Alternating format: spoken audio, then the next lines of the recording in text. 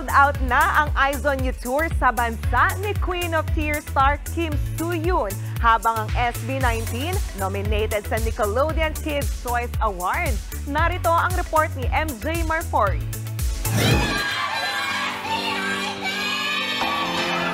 Mapabata man o matanda, talaga namang maraming nagmamahal sa SB19.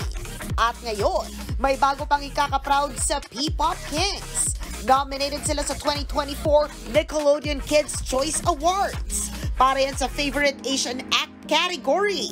Kalaban nilang international acts na enhypen, Niz-Yu, Iman Troy at Tiara Andini. Bagong achievement yan sa SB19 at 18. Matapos mag 3 million views sa YouTube ang bago nilang kantang Moonlight. Abangan ang mananalo sa Kids' Choice Awards sa July 13 sa Los Angeles, California. Speaking of achievement, hindi rin papahuli ang nation's girl group na BINI. Mahigit 6 million na ang kanilang monthly listeners sa Spotify.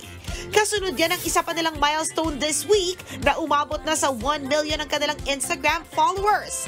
Ano pang hinihintay nyo? Stream na ng music ng BINI. Ito naman ang nakakaiyak pero may halong kilig na parang Queen of Tears.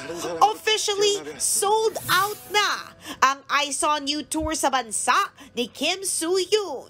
Inanunsyo yan online ang kanilang concert organizer. Sa June 29, ang Manila tour ni Soo-hyun na gaganapin sa Smart Araneta Coliseum. Nagbabalita mula sa Frontline, MJ Marfori, News 5.